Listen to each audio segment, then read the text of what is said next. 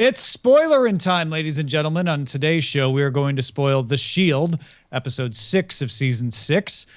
We are going to spoil episodes 1 through 3 of True Detective. This is for you, Will Harris, and everyone else like Will Harris. And Jenny Josephson is going to stick around and join us for spoiling episodes 1 and 2 of Mr. Robot. And that means that not only is Jenny Josephson here, but of course, Brian Brushwood is here too. Heck yeah, man. I ain't even mad that we're going to talk about Mr. Robot episode 1 again. I love Mr. Robot, but I feel like we need to dive in by checking in on the summer movie draft.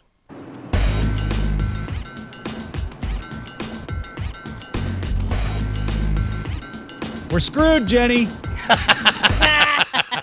We're screwed by dinosaurs. Do you remember last year when everybody was like, you guys have 4 movies, you're never going to win. And now these 3 movie people come along. What the what?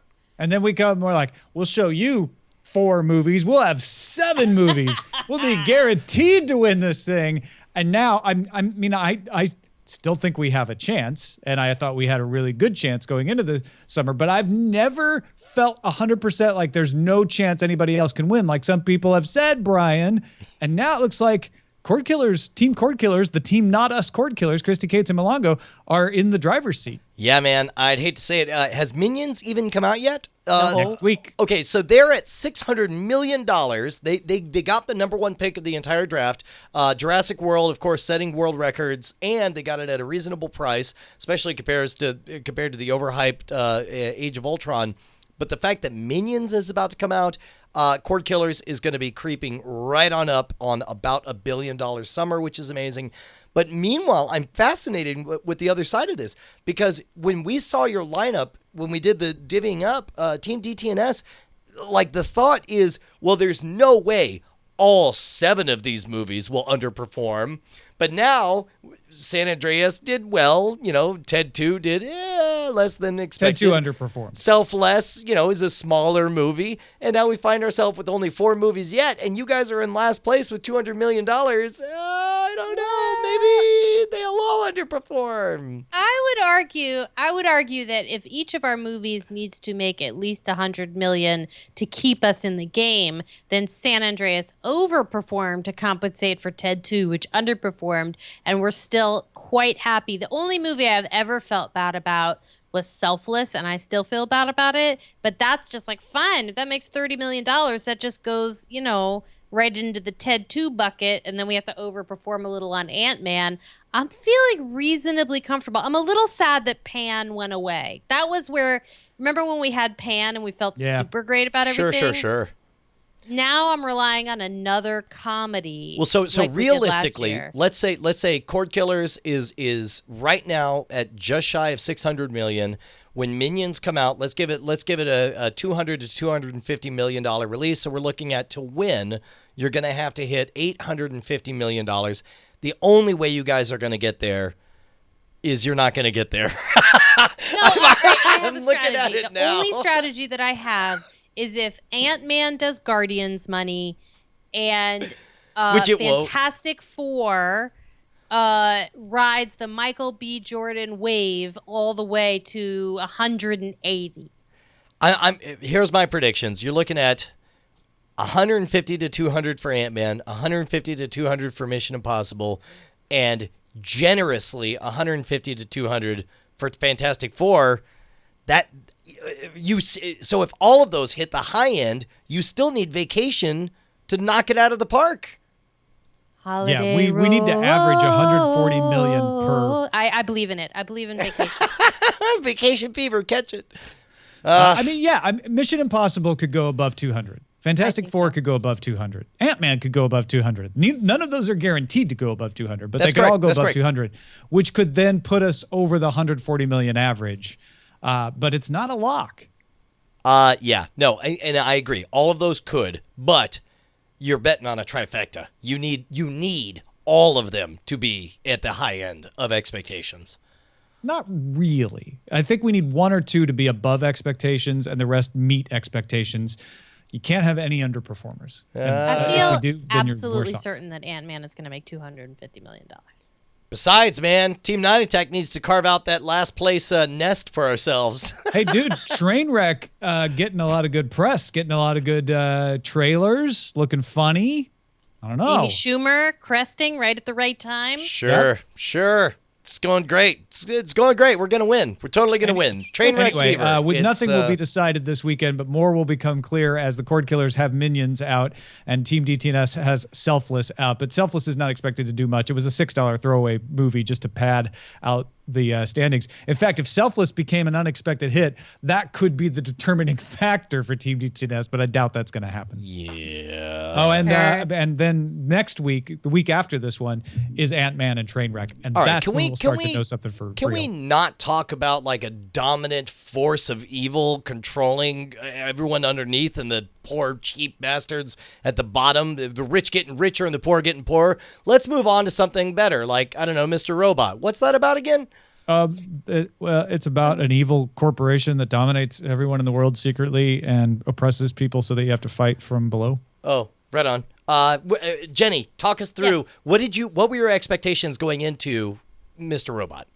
My expectations were that everybody that my husband works with in the entertainment community and everybody that I work with in the tech community is freaking out about Mr. Robot, and in that it's unlike any other TV that they've seen lately. Like, it has just an amazing, fresh blast of paranoia and storytelling chops and really subtle, crazy things that are going on. And so we got both episodes and we watched them, and it really was. I've never felt like, I feel like there have been a couple documentaries about actual real life that I've watched where I like took like a hard step back and went, whoa, this is really, God, I don't feel so good about the world right now. And Mr. Robot is one of the few pieces of scripted entertainment that's ever had that effect on me. Yeah, a lot of it is familiar territory. When we spoke about it before, I said it's Fight Club the series. It's it's got this anti-establishment feel for it. It has an unreliable narrator. You're right in that the cinematography, I will say, is just gorgeous. It's movie quality. I mean, it's like it visually pops in a way that that you would not expect. And even it owes, as many shows do. The Shield was in the late 90s, big for being, edgy. They showed boobs and they curse once or twice an episode or whatever. But looking back and rewatching The Shield, all of that felt gratuitous now to me. And I feel like Tom, you continued on The Shield in spite of those moments, not because of them. Whereas all of the moments of like surprising, the stuff that surprises me about Mr. Robot is the unrepentant use of brand names of actual feeds from real social media, Twitter and Facebook and so on. And all Steve Jobs, the most beloved dead guy in the history of technology. Oh yeah, just giving him the finger. Totally. I mean, it's like that to me is the ballsiest part of it. But along the way, you also get nudity and drug use. Like that's the other thing is the use of the open use of drugs on USA Channel is astonishing to me. And I just I don't know. It has me on the edge. I wanted to just jump in about the cinematography for a second, which is that there was a shot right in the beginning of episode 1 of Mr. Robot when for some reason can't remember the lead character's name, but Elliot, the lead character's walking in. Elliot's walking into his work, and there's a cut that they make from the shot where he's walking in facing the camera to a shot where he's facing away that breaks every rule of cinematography and makes you literally jump out in your seat. Like, I must have rewound that 4 times on the DVR to make sure that there wasn't like a subliminal thing hidden like in there. A hidden message or something in there. Yeah, it was such a jump, and it jolted you out of your seat. And I thought, okay, now we're in for something.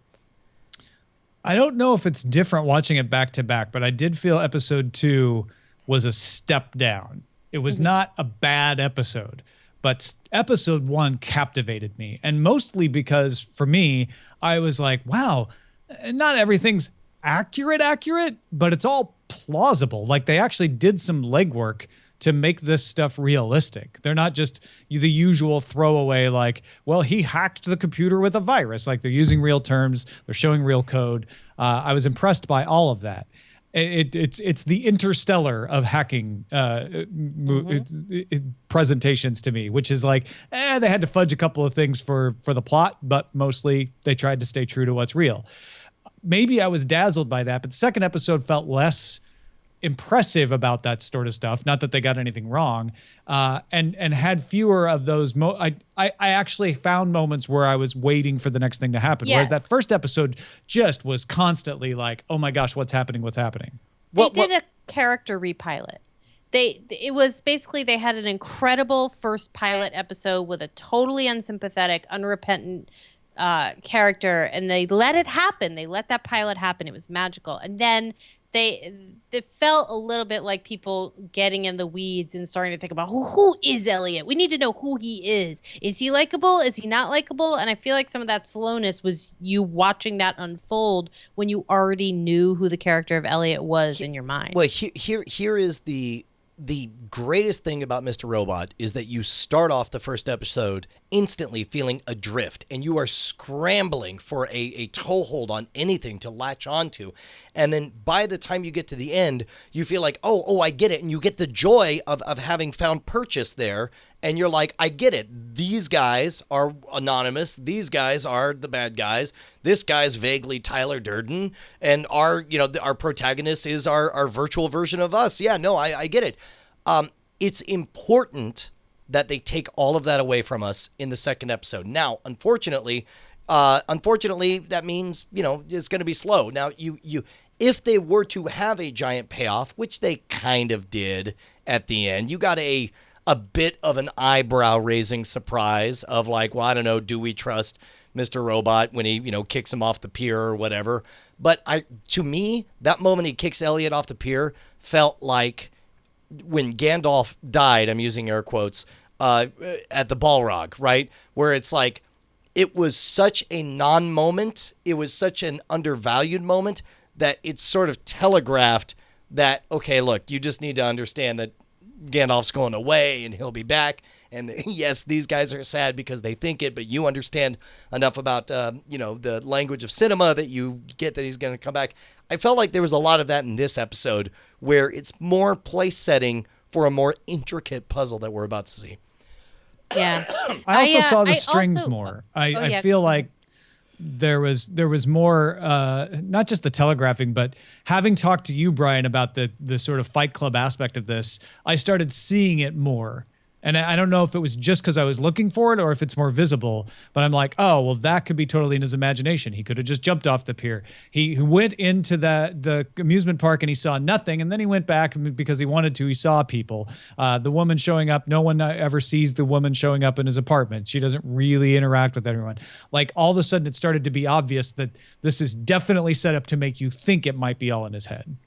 Yeah. Right. Well, and also to push him out of his comfort zone, which along with him, this is the other thing, is you end the first episode with a clear good guy, a good team, and a clear bad team. And as they should in the second episode, they kind of pull that rug out from underneath you. And you're left like, wait, no, these guys are terrorists. What's he doing? And then he realizes, no, wait, I'm in this. I'm stuck in this. Now, here's the thing. That works great for a 2-hour movie. Back to back, this is all wonderful. The question is, can you get 7 years of never quite having stable ground? And I don't think you can. But I think along the way, we have an opportunity to encounter a number of characters that hopefully will take us along for the whole ride. Can we talk about the dog for a second? Yeah, how so? You've heard the expression many a time, the TV trope, pet the dog, right? Wait, pet the dog, shoot the dog.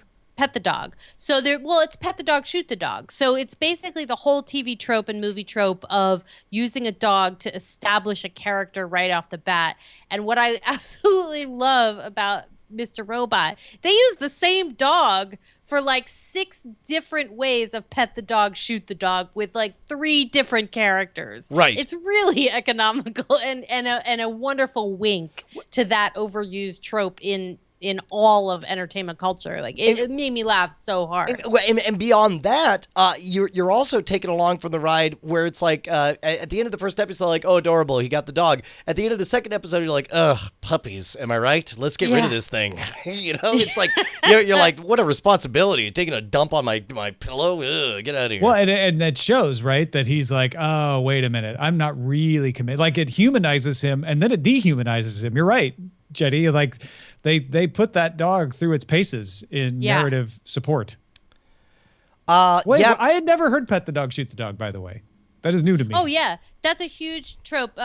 We talk about it all the time, which is in television especially, but also in movies, you always have to have a scene. You'll see it. Now that you've heard it, you can't unsee it because it'll always be like a guy being nice to someone or a guy being a jerk to someone who's a tangential sliver of a character, either a homeless person or a child or someone who's vulnerable in some way, and how the character reacts to that makes it their like a character snapshot. It's also, it pairs along with another TV trope called good at their job, which is a character, usually a protagonist needs to be good at their job to make a network television executive comfortable. That's another great trope. I'll tell you what, man, it's interesting to see in the second episode how much farther, like how quickly they've escalated Christian Slater to full-on Tyler Durden status. Like they, not so much in the is he there or isn't he there, but as far as like pushing our protagonist out of his realm of comfort. That's what we saw in Fight Club was, and by the way, it almost kills me to acknowledge the fact that Fight Club is almost 20 years old, and everything seems to go in 20-year cycles, right? Whatever's 20 years old is new again, and most of the people who are going to be entranced by this probably didn't watch Fight Club and have that initial experience. But the fact that Christian Slater, Mr. Robot, has and does so many respectable things that you want to be him. Men want to be him, women want to be with him in this, hacker world or whatever. And then it's over the line. And like, by the way, we're going to blow stuff up. We're going to start killing people because it's part of our agenda. BT dubs were terrorists. Yeah, I think I'm going to need something different to happen in episode 3 than I think is going to happen for me not to be a little disappointed. Frankly, it just feels like I know where it's going now. Whereas in episode 1, I had no idea where it was going. It was constantly surprising me, and I fully expect to be surprised. Actually, I feel like they're luring me into that because Elliot did everything you would expect Elliot to do based on the Elliot you met in episode 1, and the only surprise was at the end. Because I was really disappointed when I thought, oh, really? Mr. Robot's gonna take him back? Like he said he can't come back. And then of course he kicks him into the water. I'm like, oh, right, okay, good. At least that signals to me that maybe episode 3 will be better. Yeah, I got a decent surprise out of what is it? F Society. They're taking on Anonymous, demanding that they release the exact guy that they just pinned this whole thing on. I actually didn't like the mask thing. I'm like, oh, so you're not using the Guy Fawkes mask, but we obviously know who you are. Well, but I mean, it's I guess that shows like they do have the balls to take on brand names, and they do have the balls to take on actual technological problems. Maybe they don't have the balls to take on Anonymous, and make them a parody. Any last thoughts, Jenny? I will say that if it lives up to its potential, it could be one of the greatest series that has come along. And if it doesn't, it's going to be the new Killing, hacker style. Yeah, it's tough. It's tough because here's what I hope. What I hope is what seduces us has now done its job, feeling adrift, and I hope that they can shift to a compelling narrative. Because the characters I buy. I love the characters. I love the gritty world. I love being horrified and disgusted, by the drug use and the sexuality on USA of all things. I just hope I hope the story steps up moving forward from here. Yeah, I think we need to deepen somebody else besides Elliot because the characters are good. You're absolutely right, but we've gone way deep on Elliot. and we haven't gone very deep on anybody Well, else. but understand. In fact, let me draw this parallel. If there's one experience that I think it can mirror, it might be taking its cues from Game of Thrones. Game of Thrones, the whole first season, it was very clear who the good guys were. It was very clear who the bad guys were, and here we are 5 seasons later, and all of a sudden we deeply empathize with the likes of Jaime Lannister and Cersei Lannister.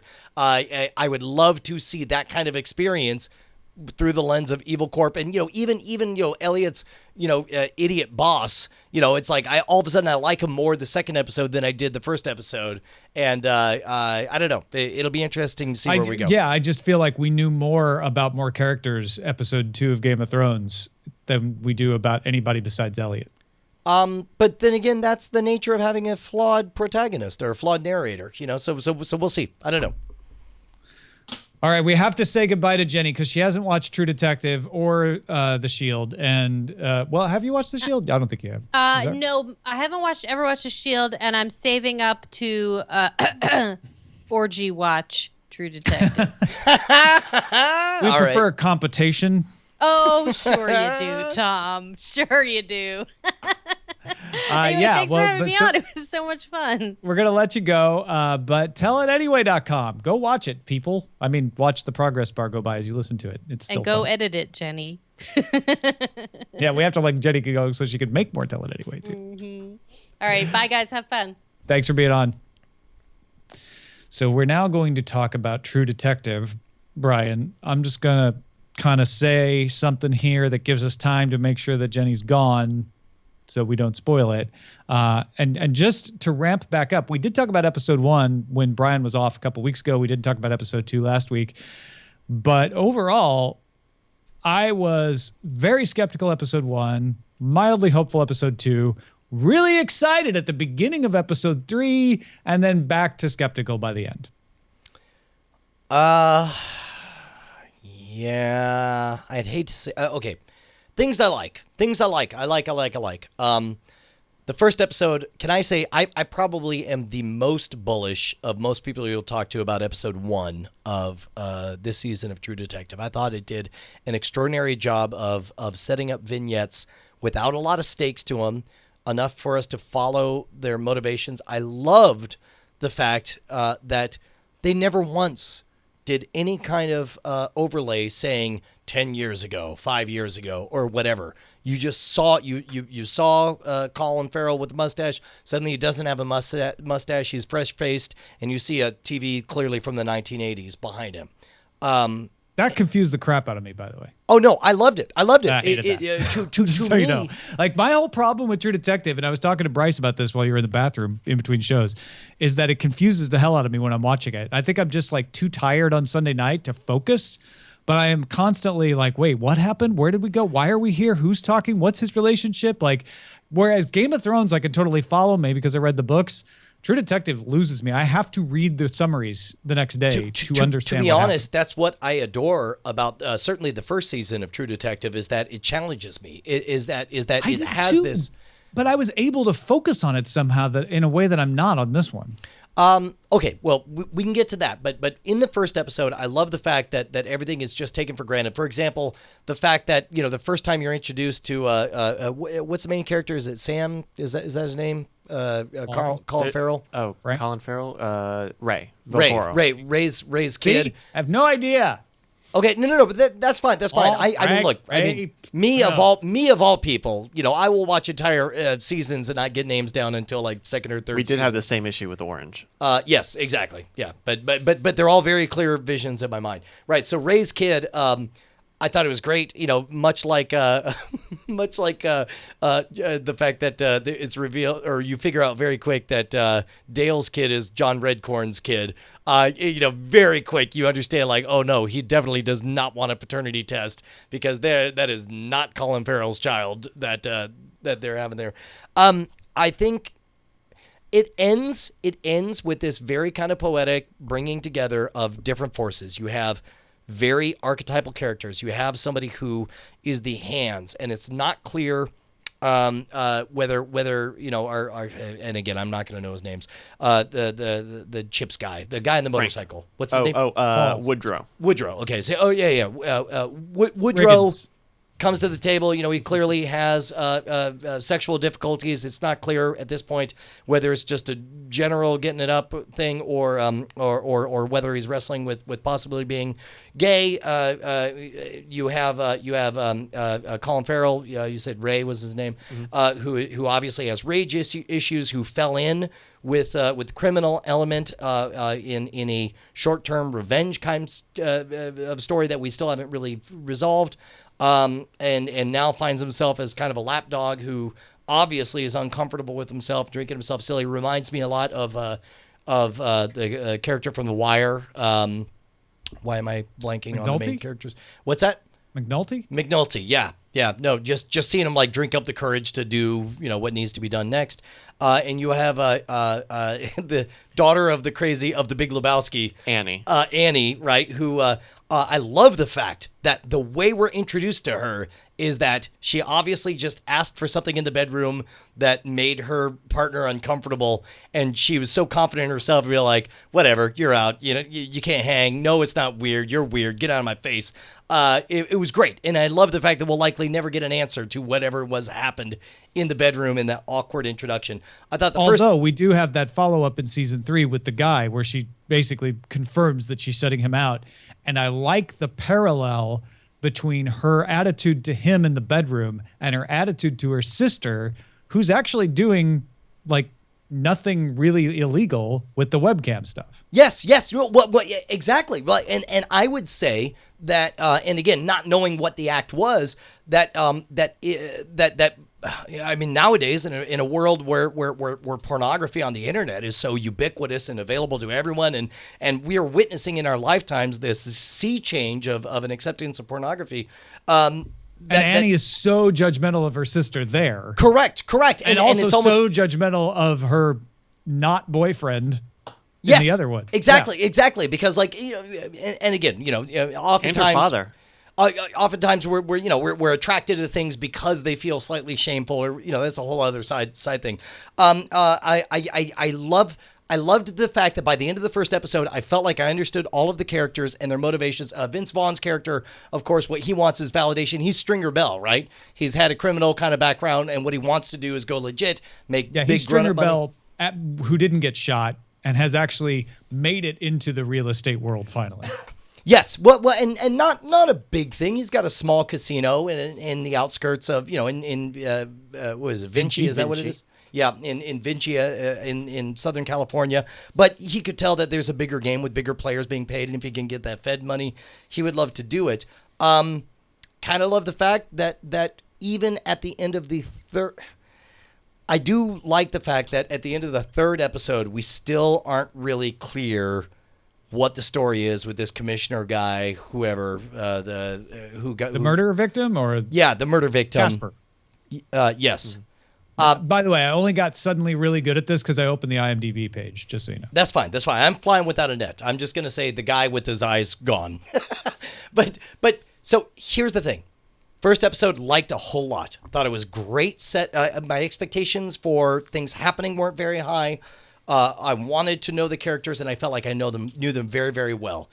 Second episode, I thought there was a great surprise in seeing the overly aggressive. Like, I had to recategorize Ray as some, and part of me as a dad in this kind of like, dad acting pornography version of like, man, I would love to brass knuckles the hell out of someone, bullying my child too. I can understand that.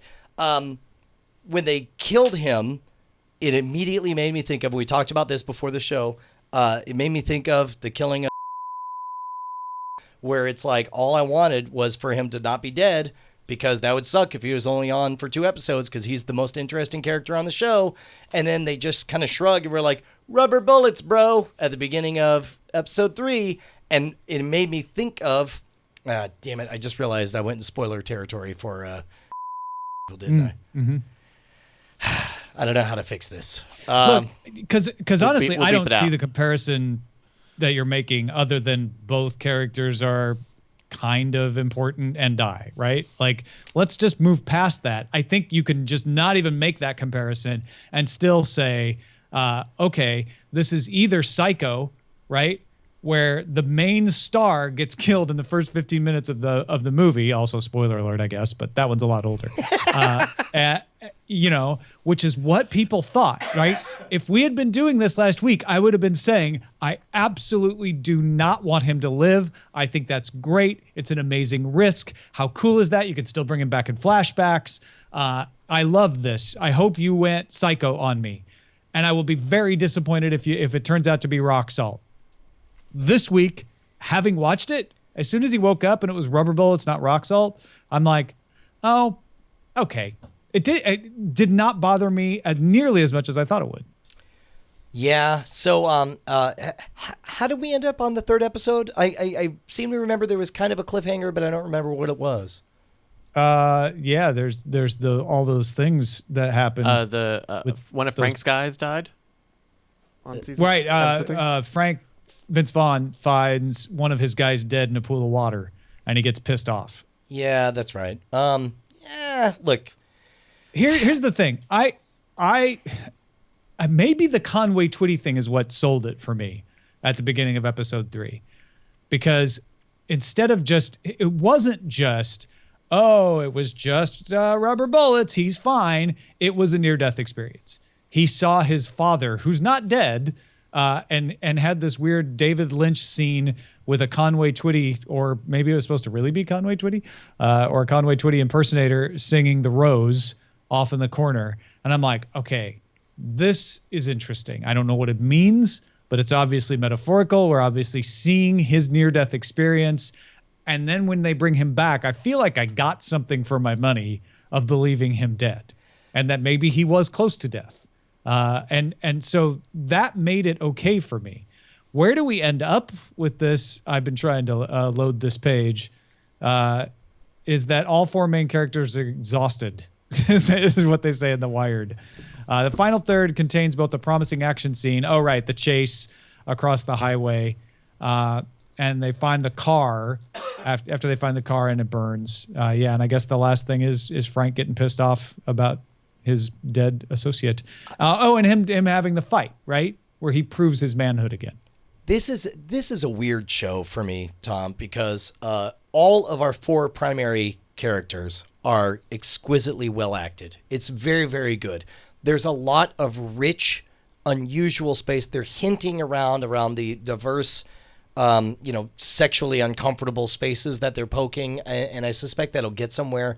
I know, but unfortunately, season 2 lives under the shadow of season 1, because in season 1, I felt this dark chill by now. When you found a naked corpse of a woman and a haunting, a wood figure, with the horns or whatever done on, like that stuff, like I just felt like, I don't know, this weird, like I felt ashamed to be looking at it, Well, and I've not had a moment like this. Excellent feeling about not Woody Harrelson, McConaughey's character, where you were like, how did he get from here to there? I get that that's really disturbing. Trust me. Right? And you wanted to know that. I don't feel that way. As well acted and as deep as all these characters are, I don't feel that compelling how did he get from here to there about any of them. Well, the closest I do, I actually am fascinated to trace Ray's arc, Colin Farrell's character from upstanding citizen to dark crony. I don't know. It just seems obvious, and maybe they'll prove me wrong, but it's like, his wife got raped. He wanted to have revenge. The kid's not his. He's messed up.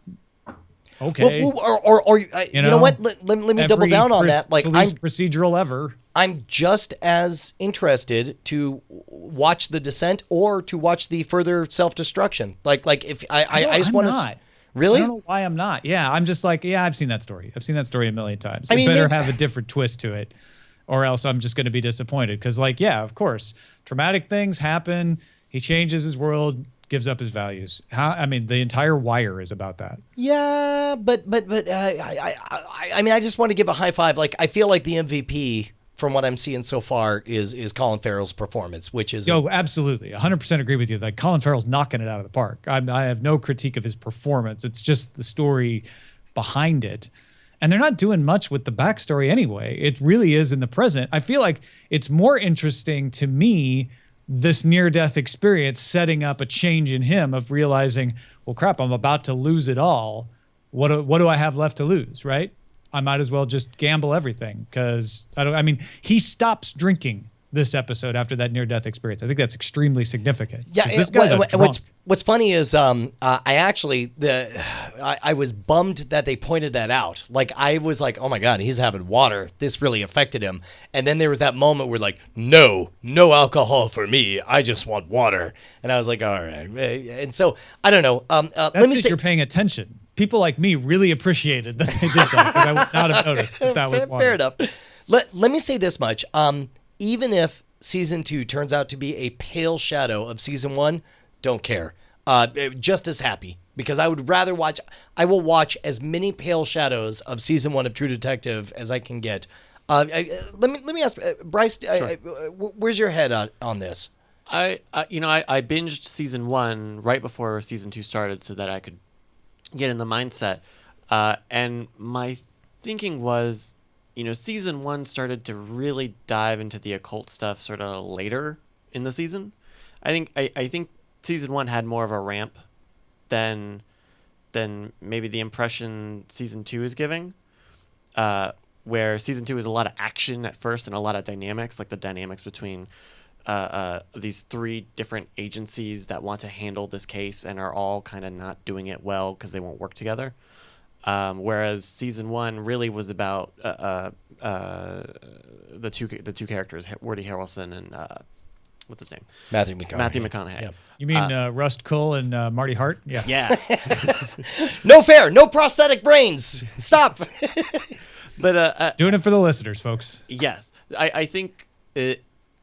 I think it's still trying to be gritty and noir in a different sort of way than the first season was. But there's magic. The first season had that magic of like literally trying to be magical. And like all the hallucinogenic stuff from season 1. Man, that's tough because like that was the genius of season 1 was that they were able to walk on that turf in an utterly believable, if you're an atheist skeptic, you could still buy all of the imagery and the stories that were being told in there, you know. And there isn't as much of a need for that sort of telling, other than the near-death experience at the start of season or episode 3. Well, and I understand like as opposed to a spiritual, supernatural kind of energy, maybe they're going for a psychosexual kind of energy on this, and I feel like there's a lot of turf there, but you've got to give me something that makes me uncomfortable. And there's a lot of politics. There's a lot of politics going around between all these 3 characters having been chosen for their own reasons and their own motivations, tied to these outside organizations that are still really nebulous. And just waiting for that to materialize into something a little more concrete. And that's interesting because I think you pointed out something that's really important to remember is that we didn't get to the King in Yellow until the second half of season 1. We didn't get to that stuff at all, but we had this voodoo landscape of Louisiana that kind of had us thinking of things in this supernatural way anyway, in this mysterious, like, how did Rust Cohle become who he was? Why is that murder victim in that really weird setup? And I get what they're doing in season 2, which is like, now we're in a noir film. We're in a Raymond Chandler novel in Los Angeles, and it's going to be political and it's going to be detective work and fiction, and we're going to have a different approach. But I'm not getting that supernatural jaunt out of it, except with that brief crowhead guy, except with Crazy Conway Twitty song being sung in the background. I'm not getting that vibe at all. I'm getting an entirely different vibe. And you're right, Brian. It's still better than 99% of anything else that I'll watch. But I'm jonesing. I'm jonesing for that Rust Cohle vibe. And I think it's coming. And it's maybe going to be even better, like you say, if they tie it up with this different kind of strands, these psychosexual strands. But you do have to wade through a lot of politics for it. The cool thing, though, do you guys know that the city of Vinci is based on a real place, the city of Vernon? No, I had no idea. Did you? No. I was busy muting while I coughed. No, I did not know that, but I did like. And again, the cinematography is extraordinary in it. In that, it defines the town of Vinci. By you notice it in the color scheme. You'll notice that what you're seeing is a refinery with all of the sodium arc lights, whereas the rest of the surrounding area all has whatever the different mercury arc lights or whatever. So you have the blue civilized, what we associate with shopping malls, versus the yellow light of what we associate with industrial work. But I just found the parallel of like the real locations. Like we all know Louisiana is a real place with real stuff going on. I didn't realize there was a real city that only has 93 people in it. It seems weird that they would make up a fake city that if there's such a parallel real city.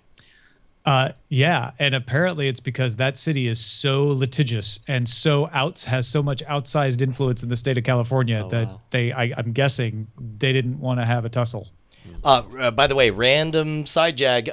When I was out in LA, I was talking to you, Tom, about this. Apparently, LA has like oil derricks everywhere. They're all hidden as fake buildings. So if you're ever driving around in LA, have you not heard about this, Bryce? No, I had no idea. Yeah, no. Like if you ever spot just a random tower, you'll find a bunch of strip malls, whatever, and you'll see one of them will be like set up like a faux, like the police station tower or whatever. Inside is an oil derrick, and down there because they're it's one of the richest oil producing communities on the planet, and they don't want to see it, so they hide them all in these random ass towers everywhere. It's like those cactus cell phone towers. Yeah, totally. There was a fight in 2011 to disincorporate Vernon because of the number of scandals that the city was associated with. No kidding. Wow. Yeah. I think a few weeks ago, Tom, you mentioned wanting to talk about the psychiatrist from episode 2.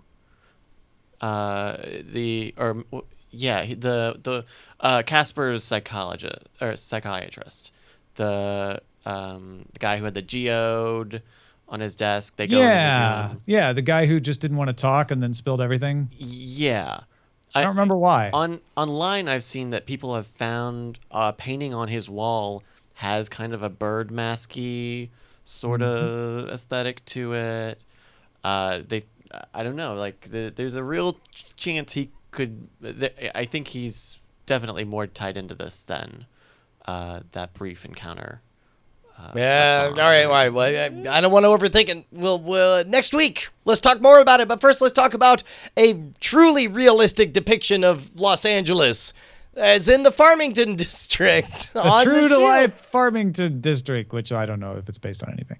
But yeah, so season 6, episode 6, I'm getting there, was called Chasing Ghosts. Vic and Ronnie develop suspicions about Shane when they realize he doesn't want to find Lem's real killer after Vic finds out it wasn't Juardo. This episode is almost entirely leading up to what in other series probably would have been saved for a season finale, which is Vic confronting Shane and Shane confessing that he killed Lem. With 4 episodes left in the season, we already had our big revelation. And Vic didn't kill Shane, even though he wants to. And really, like, I know, Brian, I have no idea where Shane's going next and what Vic's next move is here. Isn't it exciting to be totally adrift and have no idea where this is going to pay off? And it just like everything is equally possible. Now, I don't think it's a spoiler to say that that from this point forward, Tom, your experience, you will never know all the way until the end. Everything will seem equally possible. It doesn't seem possible. It does or does not? It does not seem possible that I will that there are 4 episodes left. There are 17 episodes left total. I can't wait. Here's my new game is going to be to keep asking. You know what? Can we play Tom's predictions? Can that be the new running theme for the next 17 episodes of our show? Yeah, sure. When I get some predictions, let's do that, because I really was not stunned, because I know the Shield well enough to know they're doing this now. Interesting. But I have no idea. I have no clue where it's going next, because they didn't leave you any clues in this episode. This is all about Vic slowly deducing it and you watching it happen. as he learns about the real fate of Huardo, as Wagenbach discovers Huardo's girlfriend and thinks he's got Vic on something. And Wagenbach, I guess if I were going to make one prediction, it would be that the final showdown is Wagenbach versus Vic, because that seems to be like, the overarching arc across the whole season. But Wagenbach, who always has the sense of like when people are telling the truth and when they aren't, and it very rarely fails, knows that Vic is lying, but also knows that he's not lying about Lem. Like, you could just see all of that play out. Yeah. He knows he's lying about Huardo, but he knows he's not lying about Gilmore. We have a number of episodes to get through, so I'm going to hold off on prodding you about your prediction until later. But I love this idea that we're going to continue to get Tom's weekly updates of what I'm trying to figure out what else. I mean, really, it's you've got you have the daughter, the junkie daughter of the councilman. Yep. I don't know if it's a councilman or it was comptroller, who we see Aceveda come in and try to weigh in on, and the strike team is trying to triangulate dealing with Captain Wims and Aceveda and their own dealings. And at this point, that's just typical, like, strike team trying to juggle, and let's teach the guy who's going to be on Hawaii Five-0 someday how to help us juggle this. And he's an interesting character because he seems to play just as well in Vic Mackey's world as he does with Wims. Yeah, man, dude, I am not going to talk because I can't wait to hear what you say next. All right, well, that is it for Spoilerin Time. Thanks, everybody, for watching. Cordkillers@gmail.com, and you can find all of our episodes of Spoilerin Time and Cordkillers at cordkillers.com. We will spoil you next time.